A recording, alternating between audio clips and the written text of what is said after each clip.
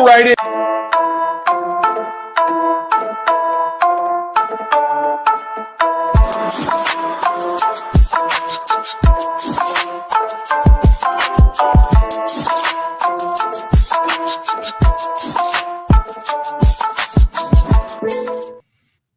Welcome to the Cowboys Uncovered. Hey, we just had another crazy week in the NFL, and we're on to week 4. So today we're going to recap the Ravens game, go over a preview for this Thursday night primetime versus the Giants. So that's going to be an awesome one, and give our quick shots and shout outs to some of the highlighted players of last week and who we think is going to be going off in this next game.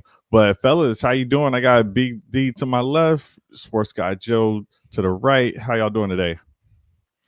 I'm good, man. Could have been better, but it took a little while to shake that off this morning.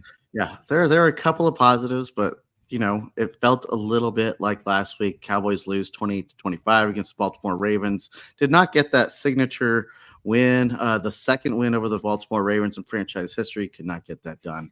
Let's talk a little bit about how that transpired. Big D, take us away. 28-25, the Ravens were able to come out ahead. If you look at the box score, 19 points in the fourth quarter. Dak Prescott ended up with a pretty big number, almost 380 yards passing. There was some last season Dallas Cowboys in that game, but my biggest takeaway is the coaching still leaves a lot to be desired. The game planning is just not clicking, especially on offense. Very prevalent on defense, getting exposed again. It's almost like both sides waited to play until the second half, really the fourth quarter. It's so hard to figure out exactly what that's for. Alex, what do you think? Is it more coaching or more of the players? So we got to at least get one more guy back in Ferguson, so it's nice to have some help there. And I mean, I feel like we might be on an emergence of Jalen Tolbert. We'll call it a trend after one more game of him doing this. So I'm starting to think it's less of the players, because we were getting some answers that we were asking for earlier, like can we get Turpin more involved, and some of these other guys, like everyone's getting used. So it's I would say either the coaches are smartly using all these guys that we were calling for, and maybe the talent isn't there, or maybe just some of these bad decisions. Because I don't know, for me, guys, I feel like it is a talent thing. I'm actually going to put it on talent, because the run game, it just isn't there. We've seen a decline over the past 3 seasons for the run game, and if you don't have a run game, it's hard to set up the pass game. So it's like it took us until really late in the second half to really start getting moving, and those type of slow starts against good teams, it's going to be hard to come back from that often. And so again, like with them using almost every player that they could, like even Hunter Lipke's got 41 yards. Like they're using everyone they can, and I think it's a combination of both, man. Yeah. Well, while we're on the offense, let's talk about a little bit about the deficiencies. We talked about the running backs. We saw CeeDee Lamb in the backfield a ton. And I think maybe there was one successful play from that formation that I can remember that stands out. Is that just a sign of we got to do everything we can to make something happen from a running game standpoint? I think when they use CD out of the backfield, you have to get him the ball every time. I remember specifically seeing a play, I think in the first quarter, maybe the second quarter, where CD was the back and they ran it almost looked like an option or something. CD was not the target in the play. Dak was looking downfield, and it was I can't really remember, a bad pass or whatever happened. Nobody was open. But if you're going to move CD around in special unique ways, you have to give him the ball there. Yeah, he doesn't work as a decoy unless he gets the ball first and does something with it. Yeah, and Turpin's our decoy guy. Let him run back and forth behind the line of scrimmage. He's the guy who's gonna, more likely make them pay in a situation like that, where, not using CD on a play is just unacceptable for the talent he is. Yep, Turpin probably our best wide receiver. Obviously, Ferguson did a lot in his comeback effort. Just a couple of Turpin stats. Became the first Cowboys player since 2013 to have a TD catch and a punt return score in the same season. Last guy was Dwayne Harris to accomplish that. And he scored twice in the fourth quarter. So 3 catches, 51 yards. And some nice touchdown action too. Like, Bro, I didn't 2 TDs for this he had might to show be... up because CeeDee Lamb kind of went away, kind of tucked his tail between his legs, and I don't know what happened to that guy. We can keep touching on that, but I just want to highlight Turpin for his great game from him. I mean, we might have seen a career best from Turpin and Tolbert in back-to-back weeks. Yeah, right. Hey, yeah. I just want to say, last week I did predict that Jalen Tolbert would get his first touchdown, and he did. So got him. All right, little pat on the back for me. But also standing out on offense, Jake Ferguson, ladies and gentlemen. He's back. 6 catches, 95 yards, targeted 11 times. Did Dak miss him or what? Oh, yeah. Yeah, I mean, this is one of his go-to targets in the playoffs. He's got reached his 1,000 yards, second fastest tight end to reach 1,000 yards, behind only Jason Witten. That was off of a Brandon Laurie tweet. Really happy for him. We need him. We need him big time. And I think this, I'm not going to spoil anything, but I'm looking forward to a big week from him this week. Yeah. Dak, obviously very frustrated the first half. Comes back second half, looks like MVP Dak a little bit from last year. It's just so frustrating that it takes that long to get it going, to get in the fight. And you could see it. Every single player feels it. I saw Vach mention not liking the route running. I haven't gone to any in-depth analysis on what the offense actually looked like from that perspective, but I do have to give them credit for that Tolbert play touchdown, because he was wide open in the end zone, which is pretty hard to do in the red zone there.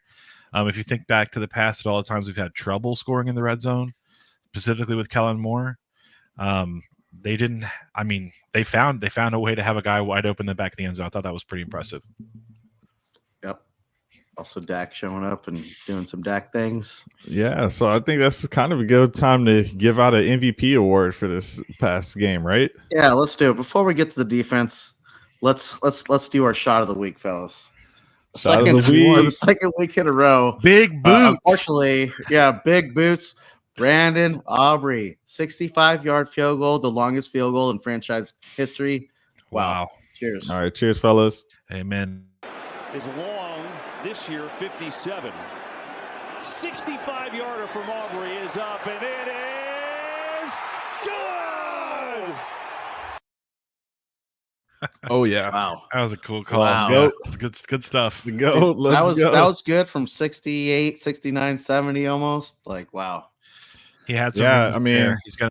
I mean, so that was, a weapon, just to keep us just a little bit motivated. Get us 3 points, but we were just having trouble moving the ball, and then really he kind of gave us a second life at the end of the game with that watermelon kick. So let's check this out. Oh, let's talk about that. Yeah. Turning team in situations like this, and again with the declaration, you just don't have to worry about it. Here it comes. Left side, and it's loose, and Dallas has it. Oh, look like.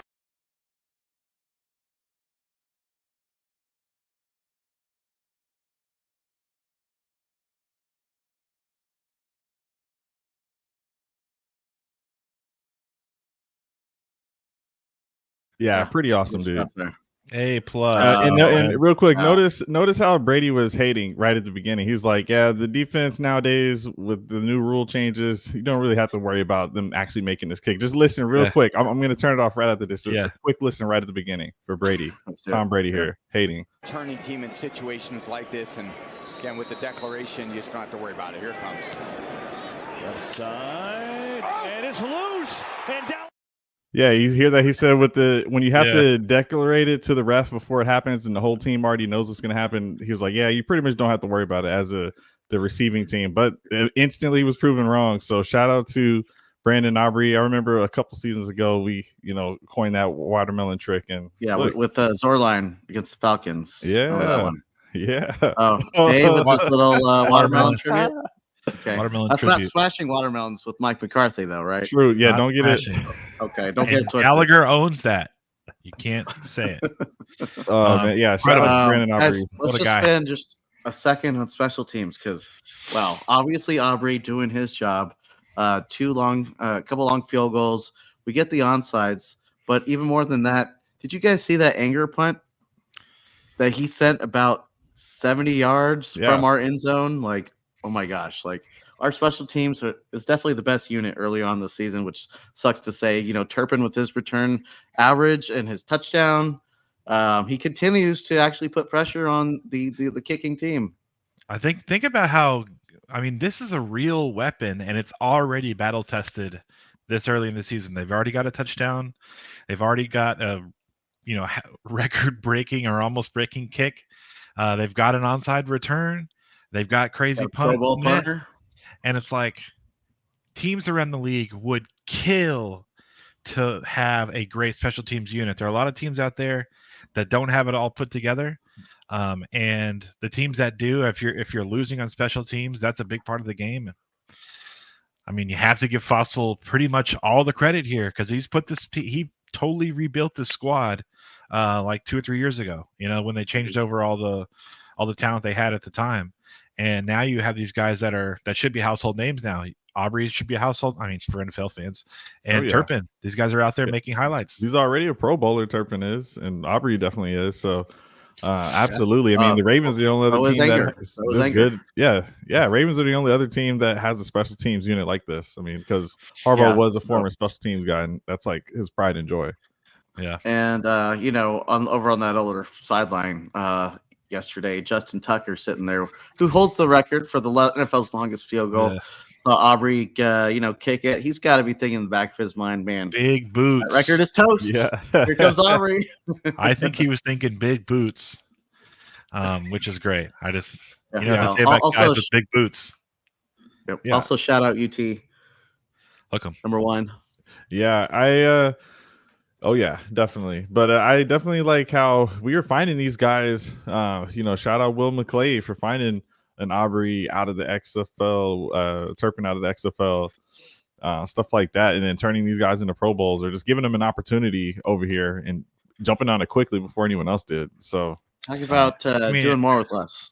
Everybody's favorite pet cat that got cut in camp. I don't care who it was. Like they were cut so that we could have this special team squad. Like this special team squad is more than the sum of their parts compared to having Royce Freeman or some other crappy guys not even on a practice squad right now. So I gotta trust Fossil with basically every decision, and it's been gold. Yep. And hopefully that is as long as we spend in a segment about special teams this year. Let's move on to defense. Let's do it. Let's take our medicine and talk about how crummy the defense was yet again. Until the fourth quarter when they figured out how to get off the field and they're down. Should we just start with the ending? Just kind of the body language we're seeing from the team with Micah and the guys on the sideline. Yeah, let's start with that. Yeah, guys, let's take a look. I mean, and ultimately, this is kind of how everybody's feeling in Cowboy Nation right now.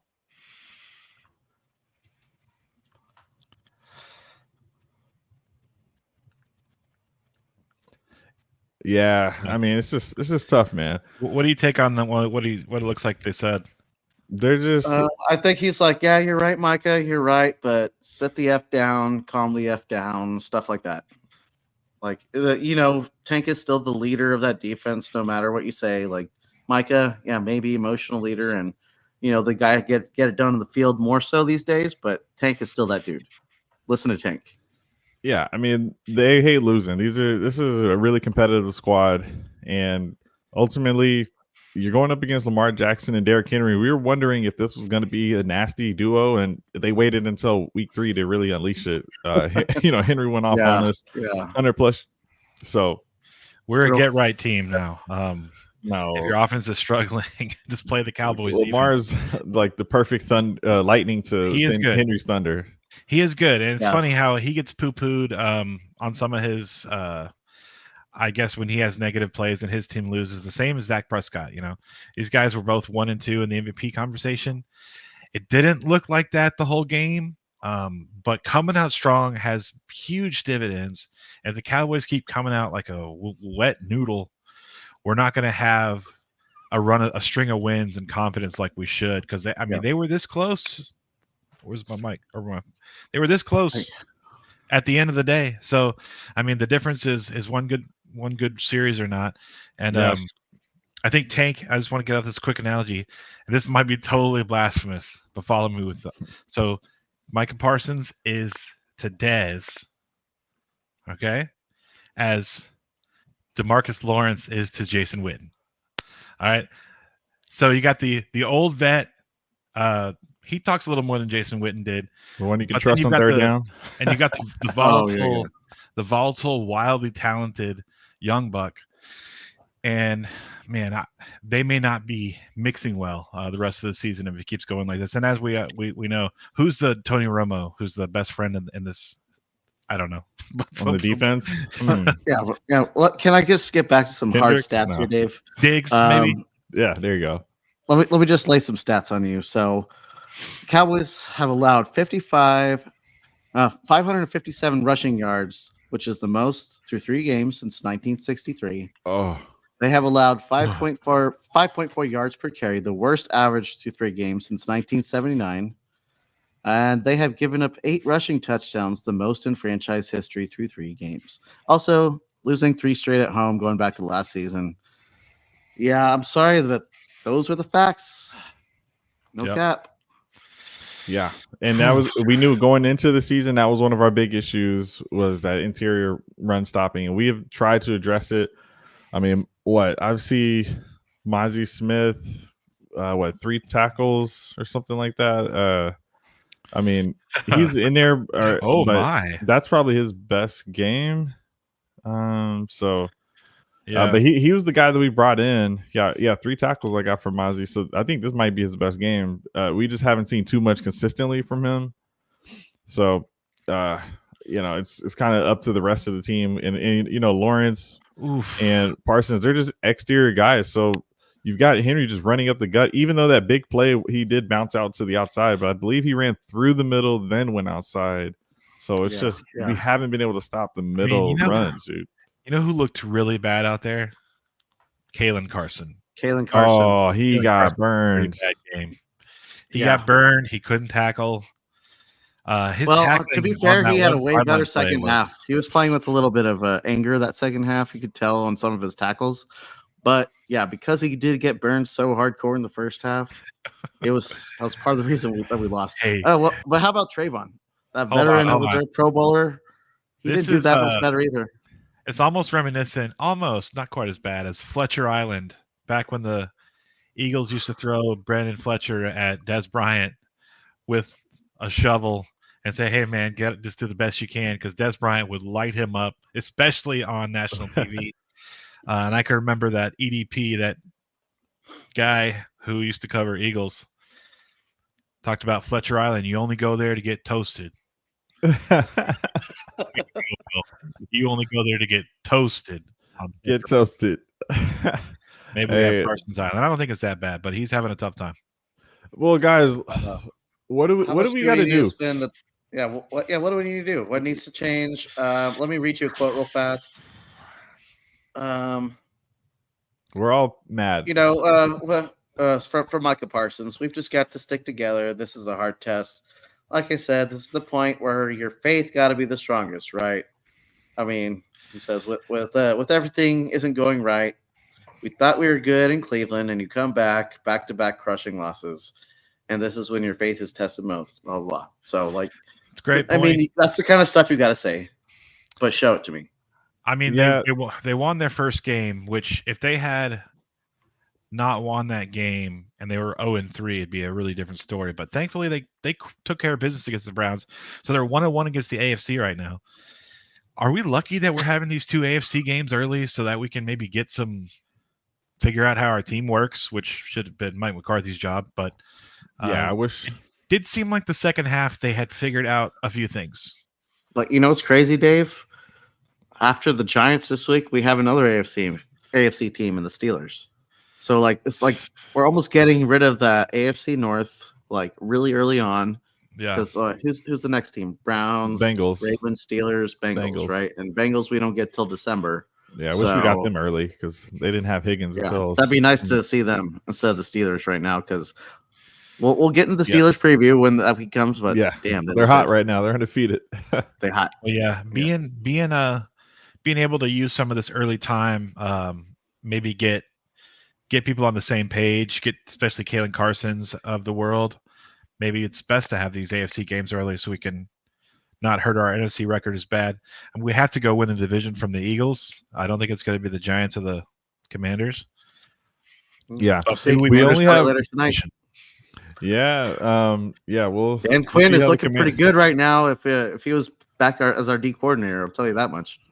I'm not watching the guys that he took along with him, like Armstrong and stuff like that, like that kind of stuff is starting to show up. That's the key part. Kind of pass rushing that we're missing. He took so much talent from us. But guys, we only have 3 games until week 7 bye. So, how do you feel about a week 7 bye? Do you prefer a later season bye or mid season? I believe next week would be the first round of byes in week 5 for some teams. I like this week 7 bye because it's before the trade deadline. You can conceivably make a good deal. San Francisco's after that, so and it's a lot of before time the Niners game. So we got that's good. And after the Lions, so you have that's a tough week. Let's call it 3 weeks to figure out you need a running back, and then 3 weeks to use your elevations on Dalvin Cook because you only get 3 of those before you have to either keep him elevated permanently or let him go. So we use up Dalvin Cook's 3 elevations these next 3 weeks, and then at the trade deadline, if everything sucks, we go find somebody off a roster and that can help out. And then one more near-term question: Thursday night game versus the Giants. That means we'll have extra rest between that game and Week 5 versus the Steelers. How do you feel about getting that extra rest there? Is that good, or how do you feel about that? I mean, that's good. And it's also a night game. By the way, we're playing back-to-back night games. So I think that does help also. And the fact that we're going on the road, that's exactly. I think you're actually, you're slightly lucky in that this is the Giants game and not the Eagles game per se. Not that the Eagles have looked great, but I'd way rather play the Giants on a short week. Especially knowing how much success we've had against them. That's as good as it gets. Yeah, you called it last week, Dave. Like that palate cleanser, we definitely need that this week, dude. Please. Yeah. Well, that's a great segue into. Guess what? The Giants. We're going up in the Amazon Prime window, Prime Time, and hit us up with that sponsorship. And hey, look, this is going to be pretty awesome. We've got Giants who are coming off of a win, their first win of the season, and it happens to be the exact amount of wins that we have. 1 and 2, both teams are coming in here, going to be in desperate need of a win, to be honest. Hey, guys, who did they beat? It was the Cleveland Browns. The stinky Browns. That was my point, yeah.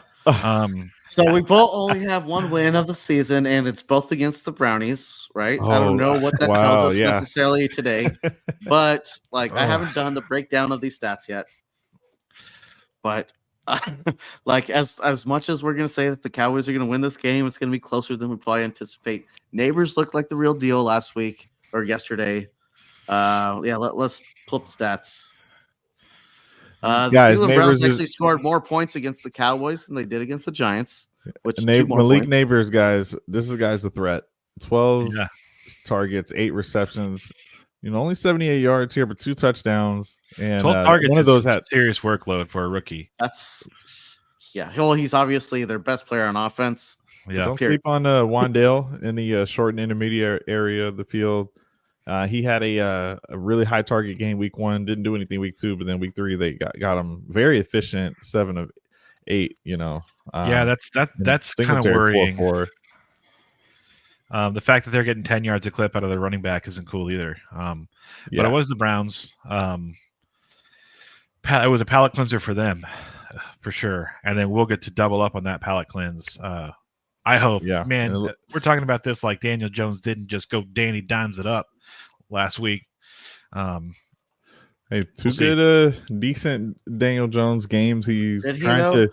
Me and Alex were watching the game together, and Well, look, the Giants just wanted to give the game away. They just went 3 and out like 4 times in a row in the fourth quarter at the end. I mean, me and Alex were like, just 1 minute went off the clock, 1.5. How do they get the ball back? How do they have the ball? Like, That's Browns funny. didn't want to win. Browns did the not. Browns just didn't want to win. They don't have a game. professional offense. The Giants try to hand them the game, and but guys, this is still decent from Daniel Jones. We just played them so many times that we are still thinking this is going to be fumble city, sack, pick six city, whatever it's going to be. Parsons is going to probably crunch Daniel Jones once or twice and have him looking at the side of his ear holes. Yeah, I said last week that Parsons was going to be the guy, but he definitely was not that guy. Nobody was that guy on defense. Yeah, they had to just kind of like cross their fingers and like work on a prayer there in that second half. And thankfully, I think it was pretty obvious the Ravens were playing a little bit different.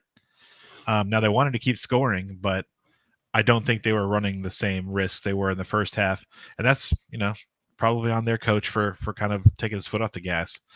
But I don't think the Giants will put up that kind of fight.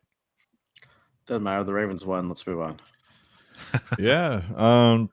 So let's take a look here at just this matchup versus the Giants with us going in here. So right now, Vegas, they've got us winning this thing 4.5 points. Usually the home team is gifted 3 points, so it actually means it's 7.5 that they really feel that the Cowboys can give. So Vegas is projecting to win by over a touchdown. So take that with a grain of salt. But still, I'm feeling pretty confident in this matchup. I know we are coming off of a loss and they're coming off of a win.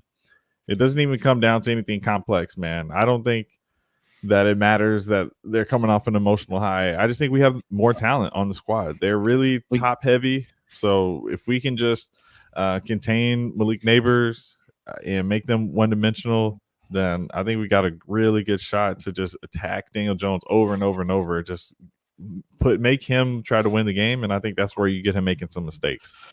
I'll tell you what, sure would be nice just to get that quick second win of the season.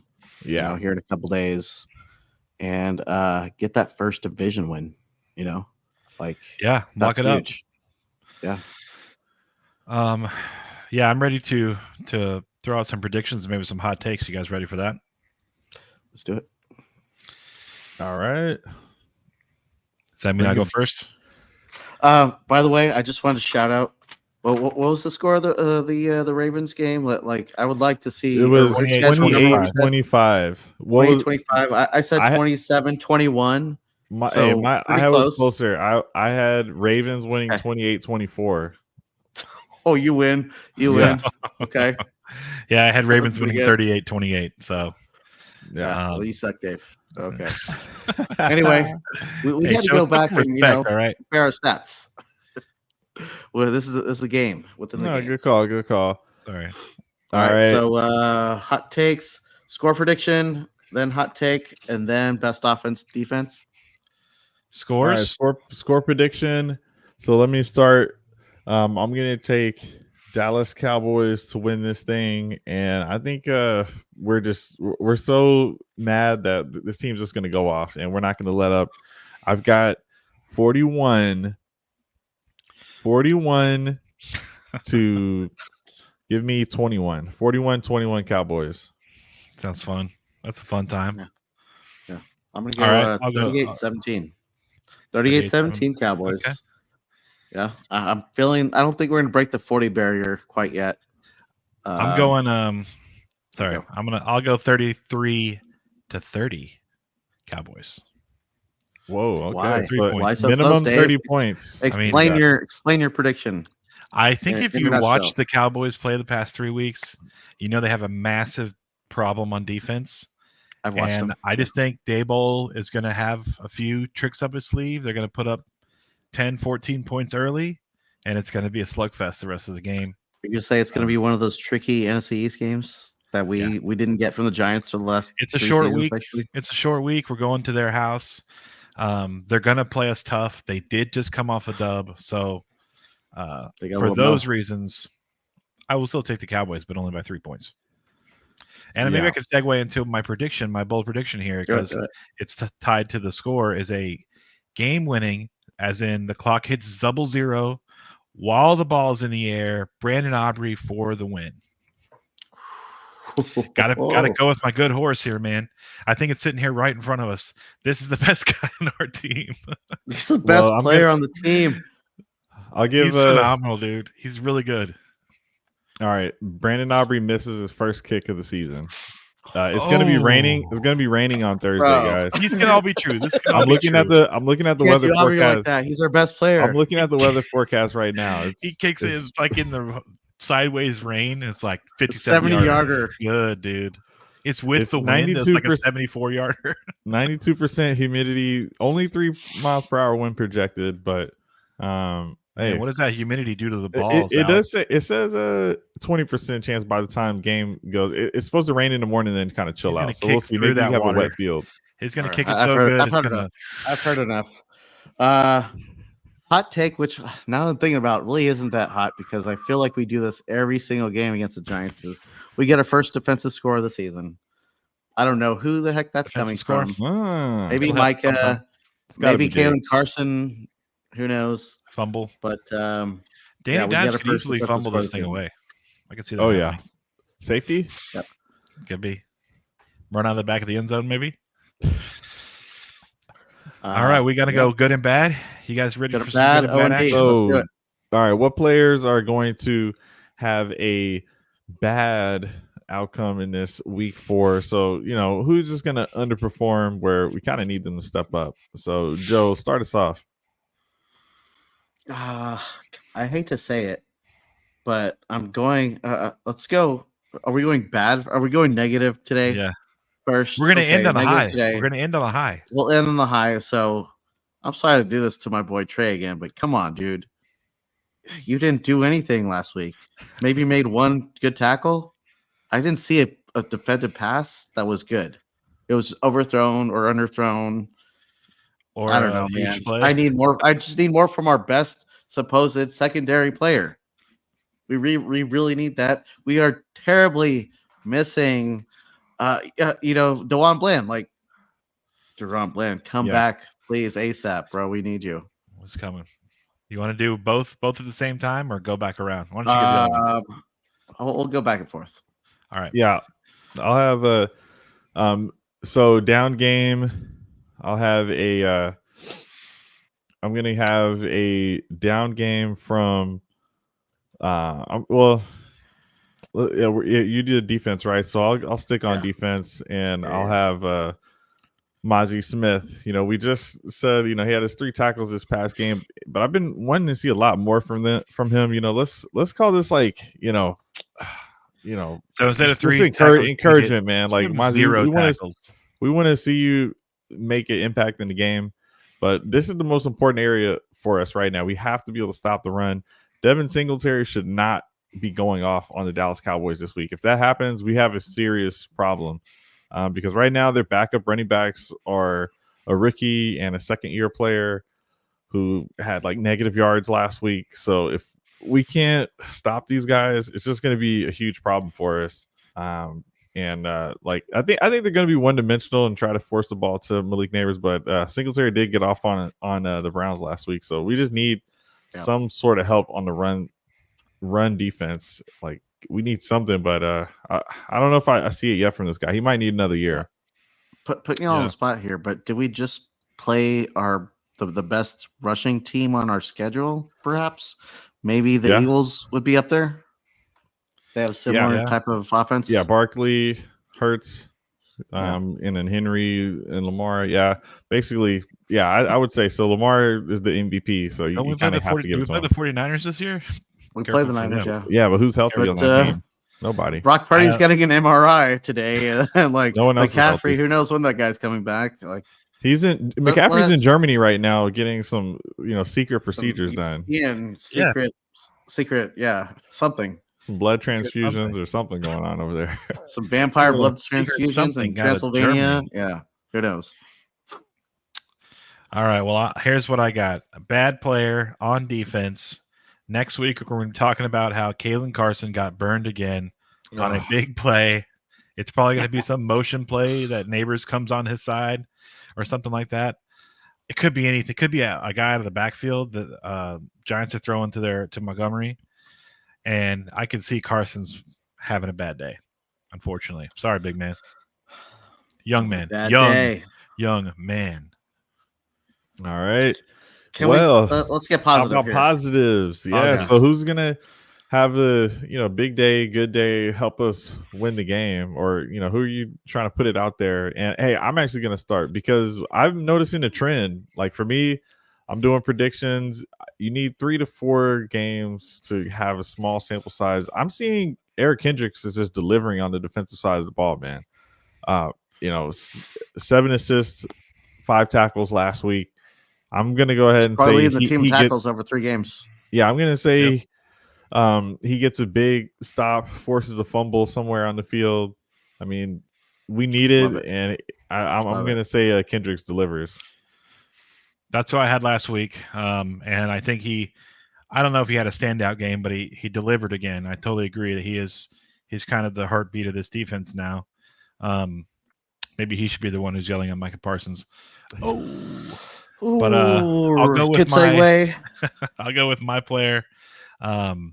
Good on defense, Micah Parsons. Let's go. Yeah. I think he's going to have a good game. I think Daniel Jones is the kind of guy that's going to get jumpy, happy feet. He's going to not know where he's coming from. He's going to be seeing ghosts, and Parsons is going to give him Parsons is going to give him a good lick or two. I'm going to say that Micah makes such an impact that Tank becomes the best player on defense, and he's going to get 3 sacks, and he's going to be running away for his life against Micah.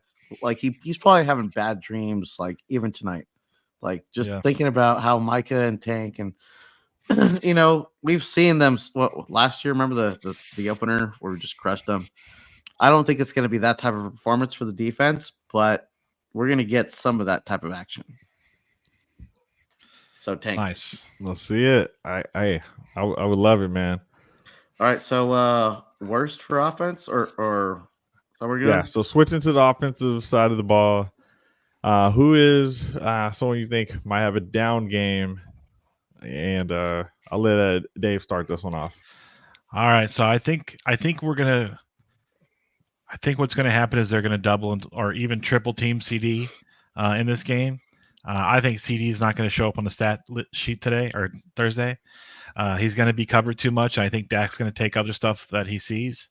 He didn't show up on the stat sheet today either, by the way. Yeah. So, and I think it's going to be more of the same for him. He's due for a good game, but I don't think it's going to be this one. Yeah, and I'm going to go with Rico Dowdle. I know that he is now the starter, but this is probably the game that forces the coaching staff to just give Dalvin Cook a look. So we've got 3 receptions, 24 yards for Dowdle, which is okay, but then 8 carries, 32 yards, 4 per rush. It's just okay, but only 32 yards. We're not getting anywhere with this. And clearly Zeke's on the bench now, 3 carries, 6 yards. So it's on Dowdle to actually deliver. But if he can't, then we're cooked on offense right now. And right now it just hasn't been looking good. So I don't know. I would love to see Dowdle have a good one. This is a good chance for him to make a name for himself or get a contract. But I think for the coaching staff, they're going to be forced to make a change if this week he can't get more than 32 yards. I will piggyback off of that and put the whole room on blast. Lipke is probably the best guy that had a performance last week, and mostly with catching. God, that whole room is just in a disarray, dude. And I think while our game day running backs, they're getting cooked. We need Cook in the lineup. Let's get Cook, see what happens. The Giants would be a perfect team to, get his, toes wet. I'm sure he's probably at least got the playbook a little bit under his belt by now. We're not going to start him, but let's put him in on some packages, see what he can do. Get him out in some play action, throw him the ball. We know he's good at that. I don't know what happened to Zeke last week, though, dude. Guys, was a total ghost. And I thought he played okay the week before, but maybe the staff, the coaching staff just made a decision and went with it. Yeah, I don't 3 know. carries. And by the way, Deuce Vaughn, Dave, I'm on board with you now. See I'm ya. sorry. It was a great family story, nepotism and everything, but like I Happens know all the the time. Cowboys are all about nepotism, starting from the ownership, but that's a show for another day. No, yeah, It's you're just not totally a good room. right. Not a good room. He didn't go to little man school. He doesn't know how to play like a little man that we need him to be. Yeah, and if he's not on special teams contributing there, then it's just he's not really. I know doing anything for us. Thomas had 2 more returns yesterday, and I He actually had one good one. I had no idea where that He came looks from. better than Rico Dowdle out there, man. We'll see him. Put him in the back. I saw Micah Parsons getting some snaps in training camp. Why not diddle with that? No. All right. So, everyone get theirs? Or, no, I didn't do my good player on offense because of that CD action. I think Jake Ferguson's going to have a multi-touchdown game here. I'm taking Ferguson as my big player on offense. I like that. He looked pretty healthy enough, and I think with another couple days, he's going to be good to go. And the Giants will be looking at CD while Ferguson's putting it across the end zone. There we go. Alex? Yeah, I think he'll be wide open in one more week, healthier, right? I'm going to go with Jalen Tolbert. This is the game he needs to have to say, I'm here. If you can put 3 good games on tape in a row, I think he's going to go into November just feeling like, go into October feeling ready to roll, man. So I would love to see Tolbert have a huge game here. Only 3 catches, but he had 42 yards in this past one. But the game before, he really delivered for us. And then also, obviously, last week he had a touchdown. So come on, man. Tolbert, I want to see a big game. If everyone's covered, he should be wide open. And this isn't a team that scares me. So if anything, Dak needs to just be trying to get more guys more confident so that he can have more guys he can depend on later in the season. Tolbert looks good out there, man. He certainly has the look of a receiver who can get lost in the secondary. I hope to see more of it. Guys, I am going to go Rain Dakota's Prescott here for my offensive player of the week. Did you see the fire that was lit? Like when he's coming to the locker room after the game, clearly frustrated. He's like, jump off if y'all want. Jump off if y'all want. Like he's got that fire. He's got some motivation. It's really early in the season. We know Dak Prescott is capable. I think him and CD need to sit down, have some wine at dinner, and like get on the same page and make something click because CD missed all that time in the offseason. We heard Tom Brady talking about it, and probably every single announcer that we've had. Who was last week? I don't know. I don't even know. 2 weeks Brady. ago. Anyway, Brady. Yeah, we got Brady the first week and then last week. But yeah, dude. Dak is going to have 400 yards, 4 touchdowns. Let's go. I love it. I'm all about it. We haven't had that game yet, so I'd love to see it, man. Let's do it. We need a huge Dak game. I mean, it all starts with him. Pooji said it got dark in the 4th. It sure did. It sure did. It got pretty dang dark there, didn't it? Shout out, Pooji. Especially at the end. You're right. Okay. All right. So, hey, good luck to the Cowboys this week, man. I think this is a great get-right game. So, watch out, Giants. But we don't need another trap game, okay? This won't be a trap game. We know that for sure. But, hey, Cowboys Nation, we'll see you guys again here in a few days. I'm not sure if it's going to be Thursday night or Friday night. We'll figure it out and get back to you, give you the coverage you've been looking for. Ready to produce that content and get things going for this Giants game. Yeah. I'm hoping everyone stays healthy. We're pretty light on the injury reports right now. But yeah, we'll check back in if anything changes over the week. And okay. So any other closing thoughts? Do we have a hot take, right? Any hot take for this week? We already did our score predictions. Do we do hot takes? Dave did his hot take. He cheated. Yeah, I talked about mine with the offense with Brandon Aubrey kicking a game-winning field goal. I kind of jumped in there. Yeah. I'm getting the first defensive score of the season. I feel like that's not so hot, but like it's gonna happen, guys. Watch. Okay, then I already did mine. Yeah, Kendrick's fumble on I love Daniel that. Jones. Let's get it. So, guys, hey, appreciate y'all tapping in with this. Hey, we're going to have a much better week 4 here, and it's going to be fun. We'll be on prime time, get some extra rest. Big boots. Let's go. Brandon Aubrey is going to keep it going. Big boots, Aubrey. Big boots. Guys, you can find us on Twitter, Big D at Cowboys Fan David. I'm Alex at Dynasty FK, and we got Sports Guy Joe at Joe Garcia 73. And hey, enjoy the rest of the games tonight. I think we got 2 on this doubleheader right now. And we got another doubleheader next week. So Commanders play later, so we got to hope for that loss. Probably don't have to hope too hard. But yeah, let's wrap this up, and we'll see you guys later in the week. Not even next week, later in the week. Let's go. Write it, Joel, write it.